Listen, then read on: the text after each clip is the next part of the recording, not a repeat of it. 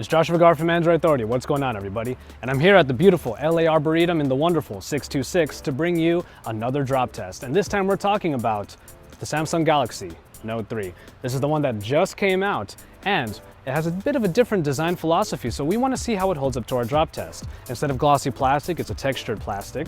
The sides are a lot flatter, and overall, its design is just a little more decisive, if you will. Now we're going to jump right into it, but you guys know the drill. I'm about 5'6", so I'm going to be dropping it from about 5 feet, right on its back, and then on a side, which is its bottom, and then finally on its face.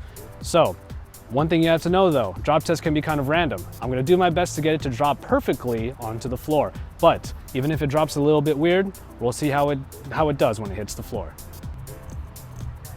Let's get dropping. Here is the first test on the Samsung Galaxy Note 3, falling flat on its back, well, hopefully.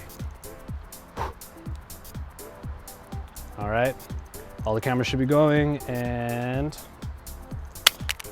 oh, and, oh.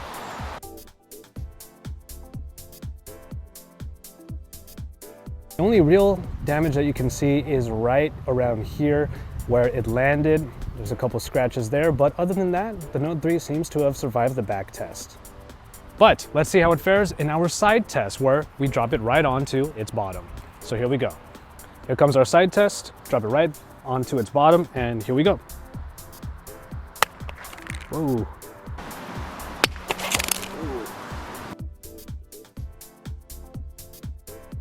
Okay, and for the most part, the Samsung Galaxy Note 3 seems to have sustained very little damage. It did land pretty squarely on its bottom, maybe just on the front side more than the back side, but as you can see, the back cover is starting to come off just a little bit, but of course we could just snap that right back into place.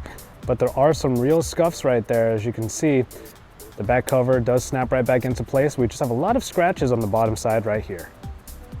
I also just wanted to show you very quickly that this is still an operational device rather. There you go, I'm able to get through everything just fine. It's all there. So after 2 tests, we still have a very well-working phone. All right, the final drop test this time, flat on its face. Let's see what happens. Checking on my camera, and let's see what happens in 3, 2, 1.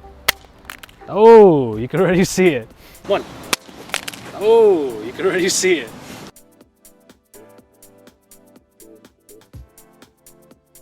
And so there it is. Just like we expected, the screen almost completely shattered. It landed pretty squarely on its front, and on the top left corner there, you can see that's kind of where all of the spider webs actually began. But then it kind of rippled through, and now we have this lovely little pattern of a broken glass screen in front of us.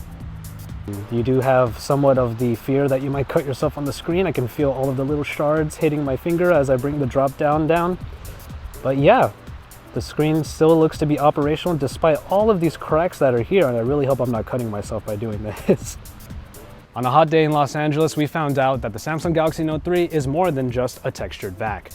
Well, more than that really, because we had it land on its back and nothing really happened. We had it land on its bottom and it really just scuffed the paint. But then, we had it fall flat on its face. And as you can see right here, all these spider webs on the screen. It's cracked almost beyond recognition. But when we turned on the phone, it still worked. We could definitely still use this phone, much like many iPhones out there. The Samsung Galaxy Note 3 is still operational even after a few drops. So even though you should probably be replacing your screen, it'll still work even if you crack it. So there you have it for this drop test on the Samsung Galaxy Note 3. As always, stay tuned to Android Authority for all of the best coverage because we're your source for all things Android.